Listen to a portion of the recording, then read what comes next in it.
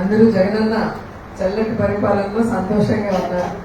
మళ్ళీ అలాంటి జగనన్నని రెండవసారి మనం ముఖ్యమంత్రి చేసుకోవాలి. అన్న ఇచ్చే ప్రతి సంక్షేమ అభివృద్ధి కార్యక్రమం మీ వరకు అందించే విధంగా మీ ఆడబిడ్డనైనా నన్ను కూడా మూడవసారి ముచ్చటగా హ్యాట్రిక్ మరింత సంక్షేమం మరింత అభివృద్ధి చేసుకుంటూ నగర నియోజకవర్గాన్ని రాష్ట్రంలో బెస్ట్ నియోజకవర్గంగా తీర్చిదిద్దుకోవచ్చు. ఇప్పటికే మీరు చూశారు, ప్రతి ఇంటికి ఎంతమంది లబ్ధిదారులు ఉంటే అంతమందికి సంక్షేమాన్ని అందిస్తున్నాం. మంచి ఆరోగ్యాన్ని అందించే విధంగా ఈరోజు ఆరోగ్యశ్రీ 5 లక్షల నుంచి 25 లక్షలకు పెంచాం. ఇంటింటికి మెడికల్ టెస్ట్ చేయించాం. మీ పిహెచ్సీలు అన్ని కూడా రెనోవేట్ చేయడం జరిగింది.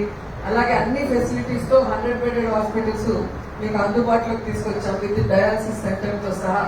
అలాగే మీ పిల్లలకి చక్కటి చదువు అందించే విధంగా స్కూల్స్ అన్ని కూడా రెనోవేట్ చేసి అన్ని ఫెసిలిటీస్ తో క్వాలిటీ ఎడ్యుకేషన్ ఇస్తున్నాం. అలాగే ఫీజు రియంబర్స్మెంట్ ద్వారా మీ పిల్లలు చదువుకునే చదువుకి ప్రభుత్వమే మొత్తం భారం ఈరోజు భరిస్తూ విదేశీ విద్య వరకు మీకు సపోర్ట్ గా నిలుస్తుంది ఒక్క జగనన్న ప్రభుత్వమే అన్న విషయం మీరు అందరూ కూడా గమనించాలి. ఎందుకంటే ఈ దేశంలో ఎన్ని రాష్ట్రాలు ఉన్నా, ఎంతమంది ముఖ్యమంత్రులు ఉన్నా, వారెవ్వరూ కూడా ప్రజల గురించి ఇంత గొప్ప ఆలోచన చేయలేదు.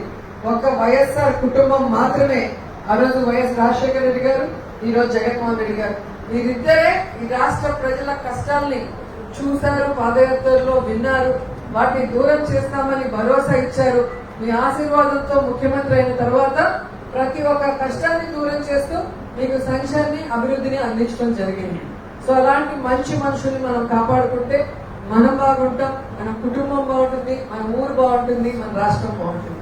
సో ఈ రోజు చంద్రబాబు నాయుడు విడగొట్టి అప్పుల్లో ముంచిన ఈ రాష్ట్రాన్ని జగన్మోహన్ రెడ్డి గారు తన సుపరిపాలనతో, పారదర్శక పరిపాలనతో ఈరోజు దేశంలోనే బెస్ట్ స్టేట్స్ లో అలాగే బెస్ట్ సీఎం గా కూడా జగన్మోహన్ రెడ్డి గారు నిలబడ్డారు అంటే ఒక్కసారి మీరు ఆలోచించాలి.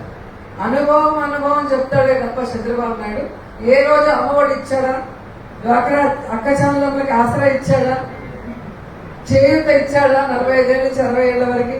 ఎవరికి ఏం చేయడు, కానీ అప్పులు చేసి ముంచేస్తాడు. జగనన్న అప్పులు చేశాడని మళ్ళీ నిందలేస్తాడు.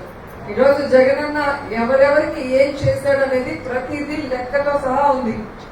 అవునా కదా? అన్ని డైరెక్ట్ గా మీ ఇంట్లో మీ అకౌంట్ గా ఎవరి చేతికి కూడా ఇవ్వట్లా.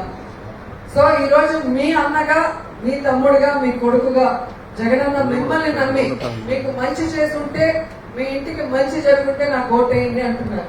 సో ఈ రోజు ఎవరెవరైతే అన్న వల్ల మంచి పొందారో, వాళ్ళ పిల్లల భవిష్యత్తు బాగుందో, వాళ్ళ కుటుంబం బాగుందో, వారందరూ కూడా ఒక్కొక్కరికి 2 ఓట్లు ఉంటాయి. ఒకటి ఎమ్మెల్యేకి, ఒకటి ఎంపీకి. 2 ఓట్లు సాయి గుర్తుకు వేసి అన్నకి రిటర్న్ గిఫ్ట్ గా ఇవ్వాలని కూడా అందరినీ కోరుకుంటూ ఈరోజు నా మీద అభిమానంతో, నమ్మకంతో వైఎస్ఆర్ కాంగ్రెస్ పార్టీలో చేరడానికి వచ్చిన పెద్దలకి, అలాగే మొదటి ఓటు ఇప్పుడే కొత్త ఓటు వచ్చిన పిల్లలు కూడా చాలా మంది ఉన్నారు. యువత చాలా సంతోషంగా ఉంది. మీరందరూ కూడా ఒక మంచి ప్రభుత్వాన్ని ఎన్నుకోవాలి అన్న ఆలోచనతో ఈరోజు రావటం, అందరినీ కూడా ప్రేమగా, అభిమానంగా వైఎస్ఆర్ కాంగ్రెస్ పార్టీలోకి ఆహ్వానిస్తున్నాను.